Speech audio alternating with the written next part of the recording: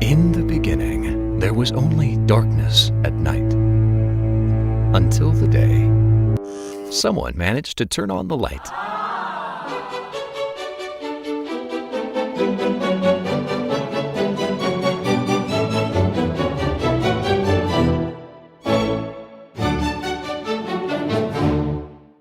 L'électricité a été découverte par les Grecs. C'était l'ambre, puisqu'on voyait qu'en frottant de l'ambre, on crée des particules électriques. In Greek, the word for amber is electron. So the word electricity was invented. Et c'en est resté à cet état-là jusqu'au XVIIIe siècle. On a commencé à faire quelques expériences de nature électrique, notamment dans les salons des nobles de cette époque. Et c'est au XIXe siècle, avec Edison, qu'on a commencé à voir le développement plus industriel de l'électricité. The inventor and businessman Edison had a clear goal: to produce a reliable light bulb that he could sell on a large scale. When he succeeded, he declared his ambition: "We will make electricity so cheap that only the rich will burn candles." D'où la nécessité de faire des câbles pour transporter cette électricité. It so happened that in the same year in Switzerland, an engineer invented a new way of making cables. An extruder producing lead-insulated cables that were flexible, strong, and usable in a wet environment. Et donc ça, c'est vraiment la révolution, parce que du câble aérien nu qu'on a sur des pylônes, on est capable enfin d'enfouir le câble et de l'exploiter à des tensions qui vont passer de quelques dizaines de volts à quelques dizaines de milliers de volts. Donc on a un facteur fois 1000, et ça c'est extraordinaire. Its inventor, François Borel, in partnership with the businessman Edouard Berthoud, founded the SCCE, a company behind the future Nexans Group. Ce que je trouve intéressant dans le début, c'est qu'on a des gens qui ont un fort esprit entrepreneur, une capacité à prendre des risques industriels et financiers. On a une certitude. L'électricité va se développer, va peut-être changer le monde. On veut en faire partie. Paris, 1881, the very first international electricity exhibition brought together the industrialists of the sector. Berthoud Borel sont allés présenter leur gaine sous plomb. Ils y ont rencontré un certain succès. This visibility led them to being awarded a prestigious project, lighting the Champs-Élysées. Everything needed to be ready for the 1900 Paris World Exhibition. At this event, large numbers of visitors were drawn to the Electricity Pavilion, which is supplied by cables from our company. The crowds were wooed over by the potential of this invisible fluid. Its power heralded a new era. Many electricity companies were founded in the early 20th century, wanting to seize the opportunities provided by this new sector. Skandinaviske Kabel- og Gummifabrikk was established by a German entrepreneur back in 1915. And the reason for this establishment was the development of the industry in Norway and the use of hydropower and the consequent need of cables. And he saw big opportunities here. In France, many companies offered rival technologies and processes, including the Berthoud and Borel Cable Company, now called SFCE. For the French businessman Pierre Azeria, this lack of uniformity was an obstacle to the deployment of electricity. His ambition? Bringing together these different players into a single general electricity company that is national and powerful, the CGE. In 1912, our cables business joined this first industrial group which eventually came to dominance. J'avais des clients européens qui étaient clients du groupe depuis plus d'un siècle. The strongest companies began to be well-rooted. The company Skandinaviske Kabel- og Gummifabrikk very soon became a quite big company. One of the products that we actually made back in the 1920s were heating cables. And in fact, we installed heating cables in the Oslo Cathedral back in 1927. And it's just a couple of years ago when these cables were replaced and they had worked for then almost 90 years. During the Roaring '20s, the car industry took off. Cities expanded, electrified, lit up. It was party time.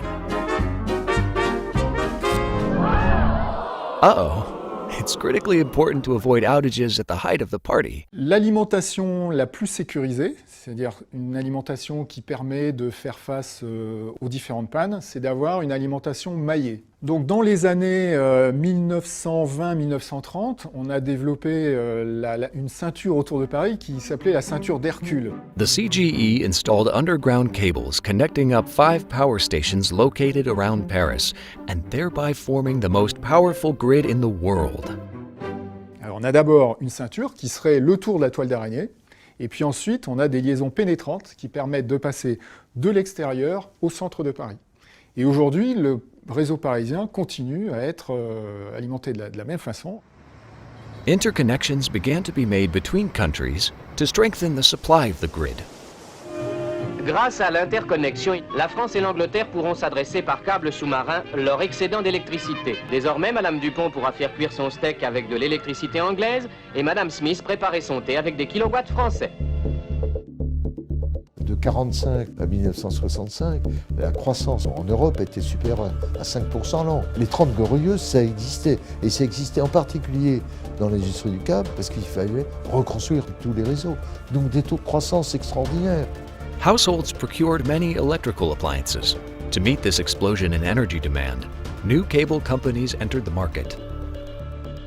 In the early 20s, Frank Beaurepaire, a famous Olympic swimmer at the time, developed a tyre manufacturing business and called it Olympic Tyres.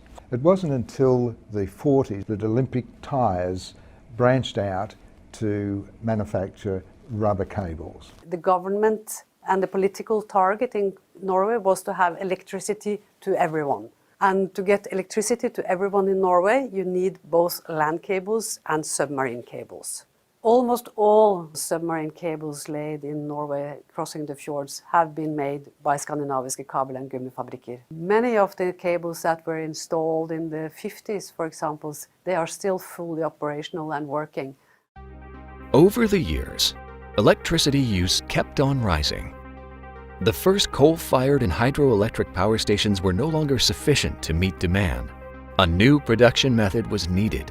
In the late 1960s, nuclear power was seen as the solution to large-scale electricity production. In 1970 alone, 37 power stations were under construction and 6 went into service.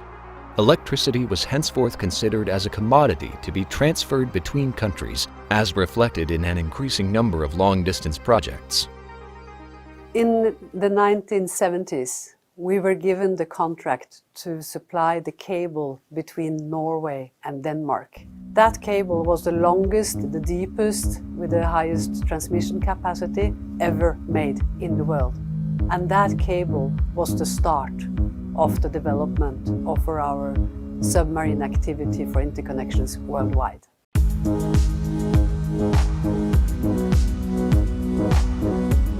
The vessel Skagerrak is the first special cable installation ship made in the world.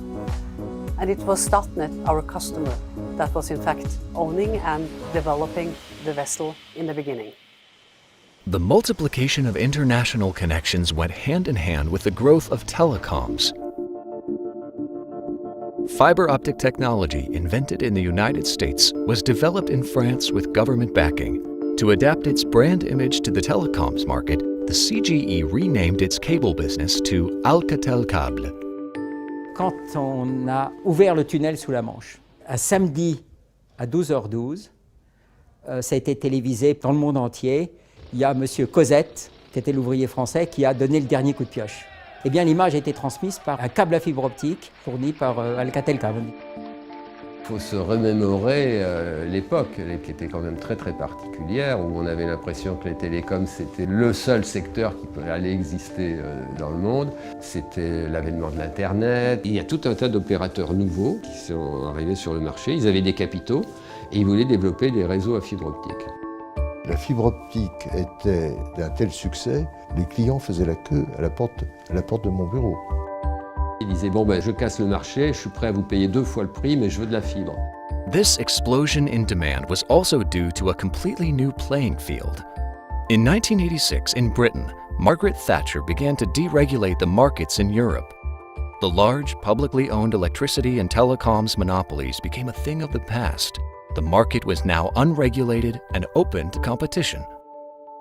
À l'époque, il y avait une grande dictature des analystes financiers et les analystes financiers poussaient à devenir un pure player. C'était le mot d'ordre. To satisfy the markets, the Alcatel Group decided to position itself as a pure telecoms player and to disperse its industrial activities. Il y avait des usines dans les activités câbles, c'est pas propre tout ça, il fallait être pure player des télécoms. The cables business was therefore privatized and left to its fate. La mise en bourse a été un vrai succès puisqu'on a été sursouscrit 10 fois, c'est-à-dire qu'il y a eu 10 fois plus de demandes que d'actions proposées. The Alcatel Cable arm was now free to begin a new adventure with a new identity. Il y a eu cette recherche de noms, on est parti de 60 000 noms avec une agence spécialisée. Il faut trouver un nom de société qui soit le plus neutre possible et qui se prononce bien, en plus, dans à peu près toutes les langues du globe. Le nom, finalement, c'est un élément fédérateur.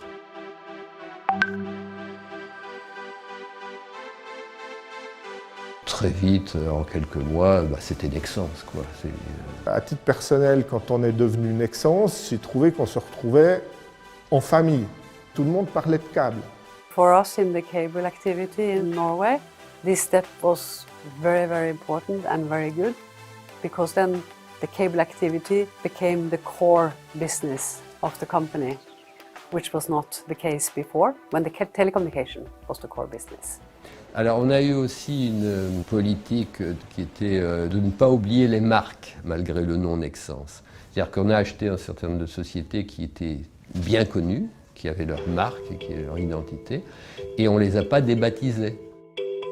On peut dire que c'était une organisation où les patrons étaient très autonomes. The group had a strategy aimed at bringing together cable producers on all the continents: Peru, Brazil, Chile, the United States, Korea, Australia. This acquisition by Nexans really gave the organisation not only the resources but also a globalisation view of their business. A lot of our larger major customers in Australia are also global businesses who have also got their head offices in France or in Europe. And the synergies that brings means that the relationships aren't just local, but they're global. 我们在过去的若干年当中，我们收购了韩国的 Kudong、澳大利亚的 Olex 和山东的阳谷电能。那么事实上，这些公司都在本地有很长的历史，并且享有盛誉。Solo puedo decir que soy un afortunado de tener la experiencia de elaborar una empresa familiar, luego continental y ahora global. This synergy combining expertise with local businesses enabled Nexans to be awarded major projects, the interconnection of the countries of the Gulf and the longest electric line in the world, 2,375 kilometers long, of the Rio Madeira. Les Brésiliens avaient une certaine avance parce qu'ils avaient un marché énorme en termes de taille. Quand vous traversez l'Amazone, il vous faut des câbles extrêmement résistants, pas chers bien entendu, ce à quoi on n'était pas trop confronté en Europe. Donc ça nous a permis comme ça de bénéficier de développements qui ont été faits au Brésil pour pouvoir répondre à certaines caractéristiques des autres marchés. Le marché marocain, comme l'ensemble des marchés de la région, répond à un premier besoin, c'est le besoin d'électrification. L'ensemble des gouvernants dans cette zone du monde ont un impératif unique, c'est celui de donner accès à l'électricité à un maximum de population. When the first wind farm was created in Denmark, it was Nexans with its Skagerrak vessel which laid cables to connect it. I think everyone are very proud of this vessel, this old lady, as we sometimes call her, and all the pictures we get from operations worldwide with fantastic scenery. La haute tension sous-marine, on fait partie des 2 ou 3 seules entreprises au monde capables de faire ça. And we're also building a new vessel now, Aurora, which is really exciting. The many offshore projects are the significant signs of an industrial shift, unprecedented since that begun by Edison. Global industries are now confronted by a new issue, climate change. Nexans est très bien placé pour prendre en main cette composante. 我们的目标是说到2030年，我们全球包括苏州工厂在内，能够实现真正的碳的零排放。 Quisiera ser parte en la construcción de un mundo sostenible, donde el cuidado del medio ambiente a través del uso de energías renovables se incremente exponencialmente. To continue to keep Edison's bulb glowing, the world needs to adapt. And for the cable industry, it's a whole new chapter of history that needs to be written. ¿Qué ha hecho que Nexans dure? Mi concepto de la perseverancia. He vivido con esta compañía crisis económicas, desastres naturales, problemas que realmente cualquier empresa fácilmente cae. Nexans afronta cada reto. Eso hace que su crecimiento no se detenga, que siempre siga hacia adelante. Quels que soient les marchés que l'on regarde, on aura besoin de plus de câbles et il n'y a pas beaucoup de substitutions à venir. Il y a aujourd'hui près d'un milliard de personnes qui n'ont pas accès à l'électricité.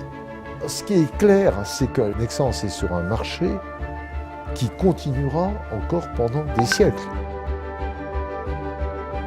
Vous savez, c'est l'histoire de Picasso. Il est dans un restaurant. Le restaurateur lui dit « Monsieur Picasso, vous me faites un dessin, s'il vous plaît ?»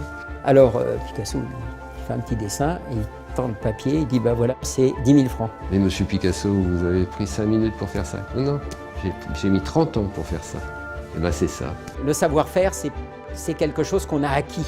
On a passé du temps, on a perdu de l'argent, jusqu'au moment où on trouve le bon process, la bonne machine, le bon produit.